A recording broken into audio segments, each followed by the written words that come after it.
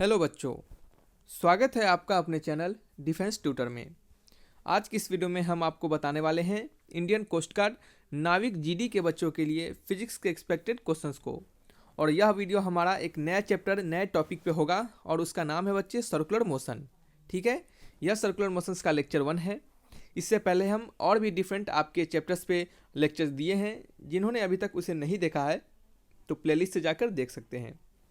और बच्चे, आपको रिक्वेस्ट है, आपसे हम हमेशा आपको रिक्वेस्ट करते हैं कि आप हर एक वीडियो को एक एक क्वेश्चंस को पूरा देखें, पूरा वीडियो को देखें, एक एक क्वेश्चंस को पूरा सुने, क्योंकि हम सिर्फ क्वेश्चंस नहीं बता रहे बच्चे, आपको क्वेश्चंस के साथ बहुत सारे कंसेप्ट को भी सिखा रहे हैं, ताकि उस रिलेटेड कंसेप्ट से अगर आप पे एग्जाम में क्वेश्चंस बनते हैं तो आप उसको बना सके। ठीक है, तो आपको थोरोली एक एक वीडियो को पूरा वॉच करना है, ताकि क्या हो, आपका कंसेप्ट के साथ साथ आप क्वेश्चंस के साथ साथ कंसेप्ट का भी नॉलेज रखें, आप कंसेप्ट भी सीखें, ताकि एग्जामिनेशन में एक भी क्वेश्चंस आपका ना छूटे। और बच्चे, आपसे रिक्वेस्ट है कि अगर आपको वीडियो अच्छा लग रहा है, हमारे बताए गए सीरीज आपको अच्छे लग रहे हैं, तो प्लीज़ बच्चे वीडियो को दोस्तों में शेयर करें, वीडियो को लाइक करें, चैनल को भी सब्सक्राइब करें। तो आपको बता दें बच्चे कि यह फिजिक्स से एक्सपेक्टेड क्वेश्चंस स्टेज 1 के सेक्शन 2 में पूछे जाते हैं। तो चलिए वीडियो की ओर बढ़ते हैं। यहाँ पे आपको हिंदी इंग्लिश दोनों में क्वेश्चंस देंगे, ताकि किसी भी बच्चे को प्रॉब्लम ना हो। पहला क्वेश्चन है, the angular velocity of body moving with a constant speed v in a circle of radius r is given by. आपको एंगुलर वेलोसिटी बताने हैं एक बॉडी का, जो कि क्या कर रहा है, किसी कांस्टेंट स्पीड v से मूव कर रहा है किसी सर्कल में, और उस सर्कल का रेडियस r है। ठीक है, तो आपको एंगुलर वेलोसिटी क्या होगा। तो एंगुलर वेलोसिटी को सबसे पहले ओमेगा से जानते हैं हम, ये तो आप जान लीजिए। लीनियर वेलोसिटी, देखिए इसके हम कहते हैं, थोड़ा सा इसे इरेज करते हैं। ठीक है, चलिए अब आपको समझाते हैं कि एंगुलर वेलोसिटी क्या बच्चे। एंगुलर वेलोसिटी, इसको हम ए भी लिख देते हैं, एंगुलर वेलोसिटी को हम ओमेगा से लिखते हैं और लीनियर वेलोसिटी को हम वी से लिखते हैं। ठीक है, तो एंगुलर वेलोसिटी ओमेगा हमें निकालना है, लीनियर वेलोसिटी वी दे रहा है, और रेडियस हमें क्या दे रहा है, रेडियस हमें स्मॉल आर दे रहा है। ठीक है, रेडियस हमें स्मॉल आर दे रहा है। तो इसमें एक सिंपल रिलेशन होता है एंगुलर वेलोसिटी और लीनियर वेलोसिटी में, वी इक्वल टू होता है बच्चे आर इंटू ओमेगा। तो आपसे क्या पूछ रहा है, आपसे पूछ रहा है ओमेगा का वैल्यू, तो ओमेगा का वैल्यू कैसे निकलेगा, omega equal to v upon r. ठीक है, आंसर क्या होगा, ऑप्शन नंबर सी।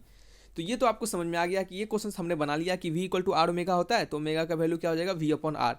तो सबसे पहले हम इस क्वेश्चन के माध्यम से हम आपको ये बता दें थोड़ा सा कंसेप्ट के थ्रू, कि ये जो आपका omega v equal to omega r जो होता है, v equal to r omega जो होता है, ये कहाँ से आता है। ठीक है, तो चलिए इन सभी चीज़ों को इरेज करते हैं, और हम आपको इसके रिलेटेड जो कहाँ से आते हैं इसको थोड़ा सा प्रूव करके आपको कुछ समझा देते हैं। ठीक है, तो आते हैं। ये देखिए, आपके लिए हमने एक फिगर दिया है, इस फिगर को ध्यानपूर्वक देखिए। इस फिगर के अनुसार, सॉरी बच्चे, गड़बड़ हो गया, सॉरी।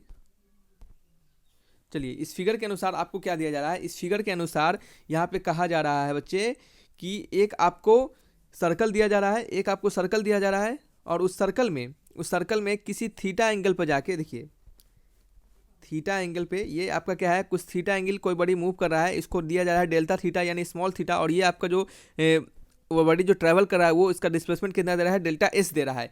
और आपको बता दें कि डेल्टा थीटा इक्वल टू क्या होता है, डेल्टा एस अपॉन आर।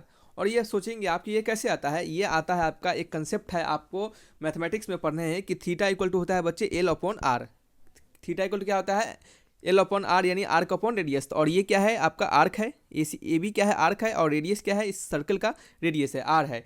तो आपका आर्क का वैल्यू डेल्टा एस दे रहा है और रेडियस का वैल्यू स्मॉल आर दे रहा है, तो क्या हो गया, delta theta equal to delta s upon r हो जाएगा। क्या हो जाएगा, डेल्टा एस अपॉन आर हो जाएगा। ठीक है, तो ये हमने आपको बता दिया। अब नेक्स्ट क्या है हमारा, हमें पता है कि वी इक्वल टू होता है, v equal to linear velocity equal to होता है change in displacement upon time.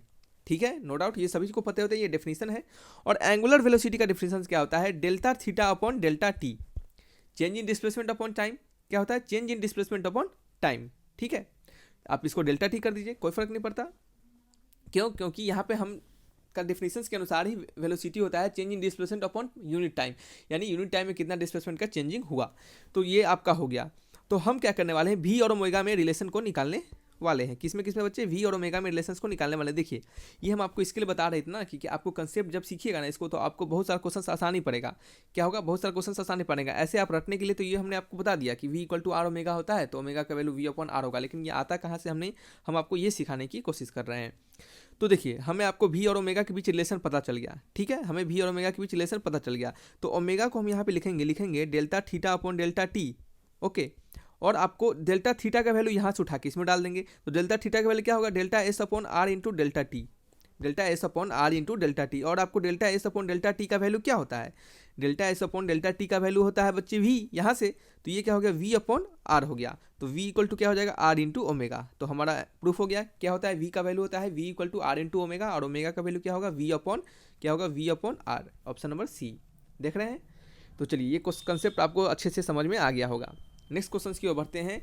A technometer TACHO sorry tachometer TACHOMETER, a tachometer is a device to measure, ये किसको मेजर करने के लिए आपको यूज किया जाता है। तो सिंपल सा ये रखने की चीज़ है, आप इसको याद कर लीजिए कि टेकोमीटर जो होता है बच्चे रोटेशन के स्पीड को मेजर करने के लिए यूज किया जाता है, यानी a tachometer is a device use to speed of rotation. ठीक है, चलिए नेक्स्ट क्वेश्चन की ओर।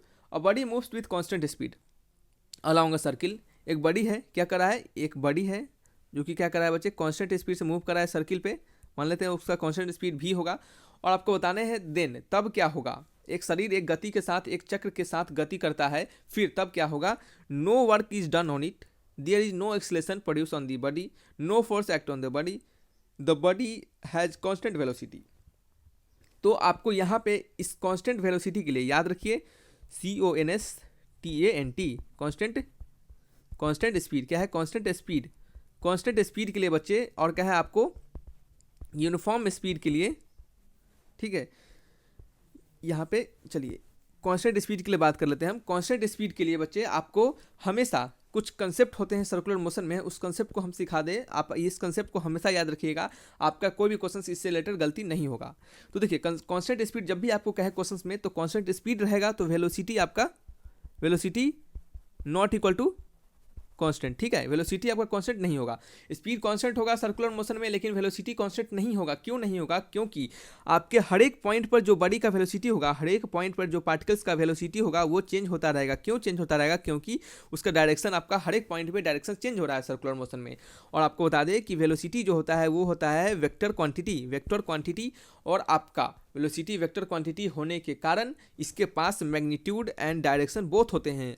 आपके वेलोसिटी जो होते हैं वो मैग्नीट्यूड एंड डायरेक्शन बोथ पे डिपेंड करते हैं। तो आपका कोई भी इसमें से एक भी क्वांटिटी चेंज होता है तो आपका वेलोसिटी चेंज हो जाएगा, ठीक है। तो हमें पता चला कि वेलोसिटी कांस्टेंट नहीं होता। क्यों नहीं होता है, हमने आपको ये बता दिया, सॉरी।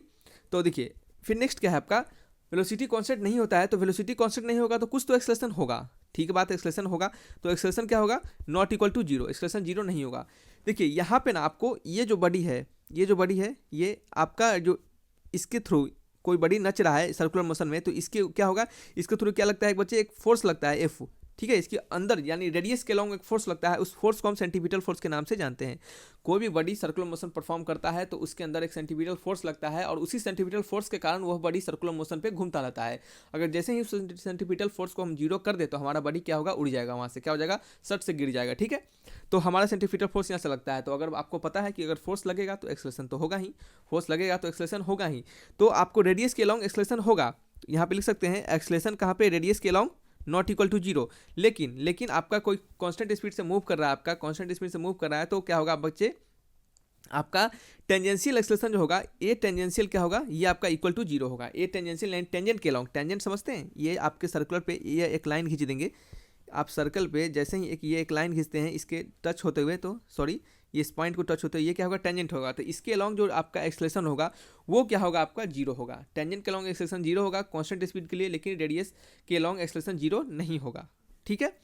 फिर क्या है आपका इसके साथ और कंसेप्ट, आपको किसी सर्कुलर मोशन में वर्क डन बाय बॉडी जो होता है वो हमेशा याद रखिए, किसी सर्कुलर मोशन में वर्क डन बाय बॉडी क्या होता है, वो हमेशा जीरो होता है। ऐसा क्यों होता है, क्योंकि हमने आपको सिखाया है कि वर्क डन इक्वल टू होता है F.ds, यानी F into D S into cos theta. अगर कॉस थीटा का वैल्यू यानी थीटा का वैल्यू अगर 90 डिग्री हो जाता है तो हमारा वर्क डन क्या होता है, जीरो हो जाता है।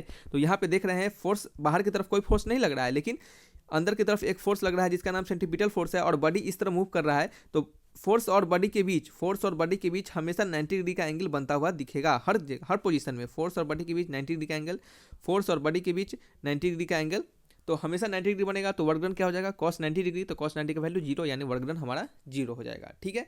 तो इस क्वेश्चन में आपका आंसर क्या होगा, अ body moves with constant speed along a circle, किसी बॉडी है जो कि सर्कल में मूव कर रहा है किसी कांस्टेंट स्पीड से, तो उसका क्या होगा, no work done on it, सही बात है, वर्क डन तो जीरो होगा कंसेप्ट के अनुसार, हमने आपको बताया है।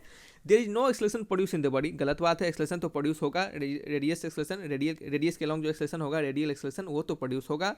नो, ये तो ऑप्शन गलत हो गया। No force act on it, गलत बात है, फोर्स जब एक्सलेशन हो रहा है तो फोर्स स्वाभाविक है लगेगा। The body has a constant velocity, no, गलत बात है, बॉडी का कांस्टेंट वेलोसिटी नहीं होगा, बॉडी का वेरिएबल वेलोसिटी होगा। क्यों? क्योंकि हर एक पार्टिकुलर डायरेक्शन में हर पॉइंट पे उसका वेलोसिटी का डायरेक्शन चेंज हो रहा है, बॉडी का डायरेक्शन चेंज हो रहा है, और डायरेक्शन चेंज होगा तो आपका वेलोसिटी कांस्टेंट नहीं रहेगा। ठीक है, तो इससे भी ये क्वेश्चन बन सकते हैं कि क्यों वेलोसिटी कांस्टेंट नहीं रह सकता है। ठीक है, चलिए, ये कंसेप्ट आपको हमने तगड़ा कंसेप्ट दिया है, इस कंसेप्ट को याद रखिए, आपके कांस्टेंट वेलोसिटी वाले सभी क्वेश्चन इसी से बन जाएंगे।